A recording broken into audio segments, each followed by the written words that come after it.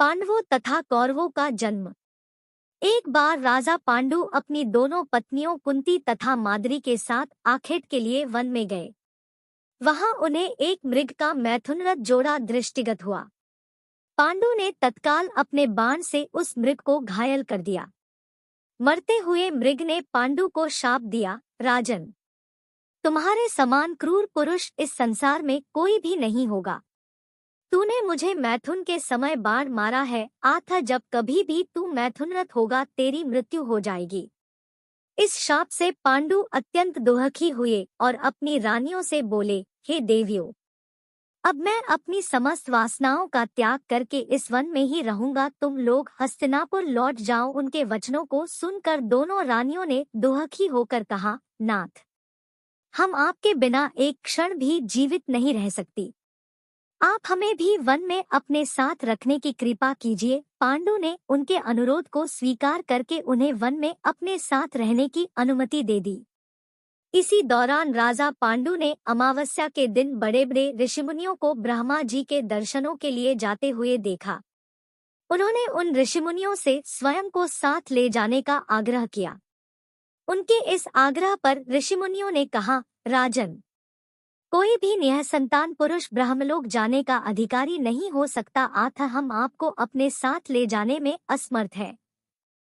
ऋषिमुनियों की बात सुनकर पांडु अपनी पत्नी से बोले, हे कुंती, मेरा जन्म लेना ही वृथा हो रहा है, क्योंकि संतानहीन व्यक्ति पितृऋण, ऋषिऋण, देवऋण तथा मनुष्यऋण से मुक्ति नहीं पा सकता। क्या तुम पुत्र प्राप्ति के लिए मेरी सहायता कर सकती हो? कुंती बोली, हे आर्यपुत्र, दुर्वासा ऋषि ने मुझे ऐसा मंत्र प्रदान किया है जिससे मैं किसी भी देवता का आह्वान करके मनोवांछित वस्तु प्राप्त कर सकती हूँ। आप आज्ञा करें मैं किस देवता को बुलाऊं? इस पर पांडु ने धर्म को आमंत्रित करने का आदेश दिया। धर्म ने कुंती को पुत्र प्रदान किया जिसका नाम युधिष्ठिर रखा गया। कालांतर में पांडु ने कुंती को पुनः 2 बार वायुदेव तथा इंद्रदेव को आमंत्रित करने की आज्ञा दी। वायुदेव से भीम तथा इंद्र से अर्जुन की उत्पत्ति हुई। तत्पश्चात पांडु की आज्ञा से कुंती ने माद्री को उस मंत्र की दीक्षा दी। माद्री ने अश्वनी कुमारों को आमंत्रित किया और नकुल तथा सहदेव का जन्म हुआ।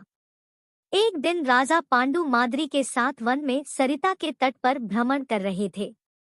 वातावरण अत्यंत रमणीक था और शीतल मंद सुगंधित वायु चल रही थी। सहसा वायु के झोंके से माद्री का वस्त्र उड़ गया। इससे पांडु का मन चंचल हो उठा और वे मैथुन में प्रवृत्त हुए ही थे कि शापवश उनकी मृत्यु हो गई।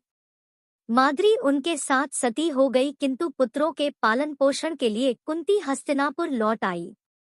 इधर युधिष्ठिर के जन्म होने पर धृतराष्ट्र की पत्नी गांधारी के हृदय में भी पुत्रवती होने की लालसा जागी।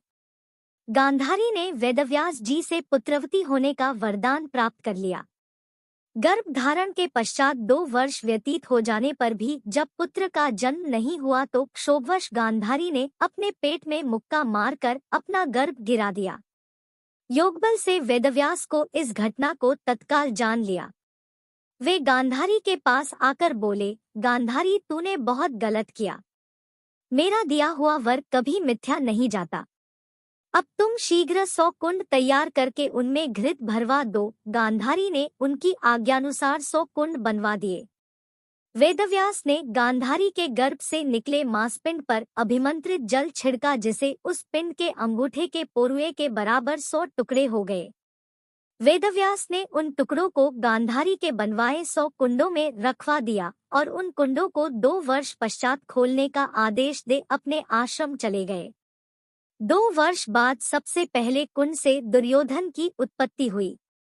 दुर्योधन के जन्म के दिन ही कुंती का पुत्र भीम का भी जन्म हुआ। दुर्योधन जन्म लेते ही गधे की तरह रेंकने लगा। ज्योतिषियों से इसका लक्षण पूछे जाने पर उन लोगों ने धृतराष्ट्र को बताया, राजन, आपका यह पुत्र कुल का नाश करने वाला होगा। इसे त्याग देना ही उचित है। किंतु पुत्रमोह के कारण धृतराष्ट्र उसका त्याग नहीं कर सके। फिर उन कुंडों से धृतराष्ट्र के शेष 99 पुत्र एवं दुश्शला नामक एक कन्या का जन्म हुआ। गांधारी गर्भ के समय धृतराष्ट्र की सेवा में असमर्थ हो गई थी, अतएव उनकी सेवा के लिए एक दासी रखी गई। धृतराष्ट्र के सहवास से उस दासी का भी युयुत्स नामक एक पुत्र हुआ। युवा होने पर सभी राजकुमारों का विवाह यथायोग्य कन्याओं से कर दिया गया। दुश्शला का विवाह जयद्रथ के साथ हुआ।